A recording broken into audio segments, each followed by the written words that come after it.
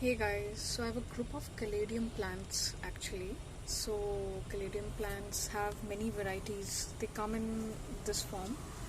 So there can be different patterns on it. So based on a pattern, then they are named differently actually.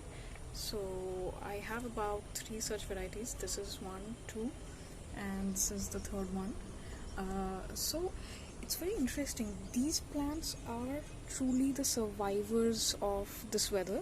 So what happens is that they grow from bulbs. All right. So if you can see, do you see another one is coming out from here? So there's a bulb underneath.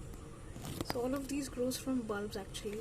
So a lot of times during intense heat or summer, during the weather that it does not like that much, it goes into complete dormancy. So it will start shedding off all its leaves, and you'll feel like the plant is literally dead in that manner. But it's actually not. So the same thing happened with this. Look at the beautiful pattern of this.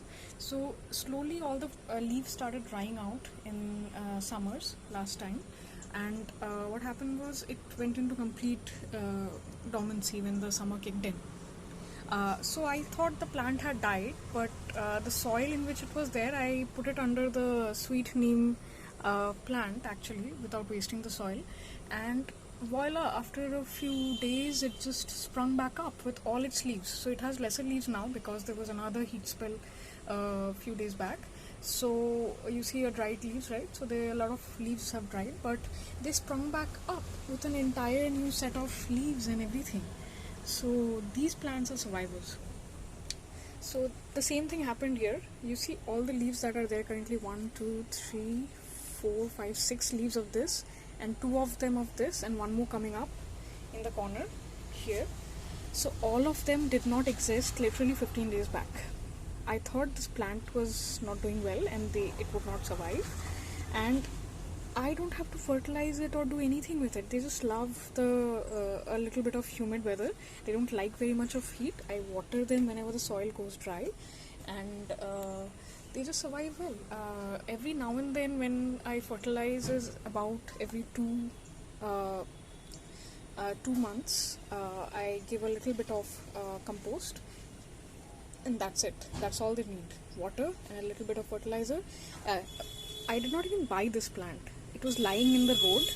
This is so common in India that I just pulled some of the plants off from the street. Like, it was just lying in a corner, and I yanked off a couple of plants from there, and I just brought it home.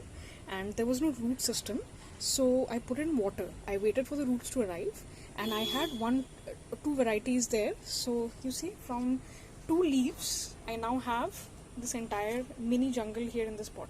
So I hope right now, as this will be also coming up, this is the right season, the rainy season, this will completely fill up. See, the new leaves are unfurling right now.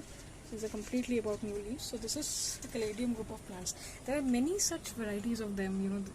People often confuse them with syngonium, but they are not the same. This come under caladium group of plants actually. So I guess that's pretty much the care about it. It absolutely needs no care. I think it just needs to be watered. It doesn't like hot summer, so if it's hot summer sunny, just put it on the other balcony where the heat is not so much intense, or put it under a green net if you have such a system. Otherwise, just let this be. Look at the beautiful pattern that it has. Yeah, amazed with the nature sometimes. This is just a very common plant in India, and it has gained recent hype on Instagram and Facebook and everywhere internationally, but it's very, very, very common in India. They do very well in humid weather, and you can just grow them anywhere. I have kept it in the east facing balcony right now because it's raining a little bit. You see, the weather is really humid, and there's no sun literally. So I've kept it on this balcony because the other balcony doesn't even get this much of light. Which is why it's on this side. Otherwise, in intense heat, I keep it in north facing balcony actually, northeast facing balcony, where it gets a little bit of light or indirect sunlight. that's pretty much it. Minimal light requirements, minimal water requirements, minimal fertilizer requirements. What else do you need in a plant? And just keeps on growing tubes. So you can use the division method to propagate. Actually, you can see inside that there can be tubes inside it. So there will be bulbs like those of Rajnigandha bulbs and all. You can just pull it out and grow them again. So in case they die down, don't just throw the soil away. Keep an eye on the bulbs. The bulbs will automatically flower, like grow new leaves next time in the next season. So don't throw the soil away. That's the mistake that I did with this. So now I'm finding it very difficult to understand how I'm going to separate this from the sweet curry neem leaf root system. So we'll figure that out when this again goes into dormancy period. I will pull out the bulbs and put them in another pot. That's pretty much it. Thanks for watching. Hope you like and subscribe to the channel for more videos on plant related substance.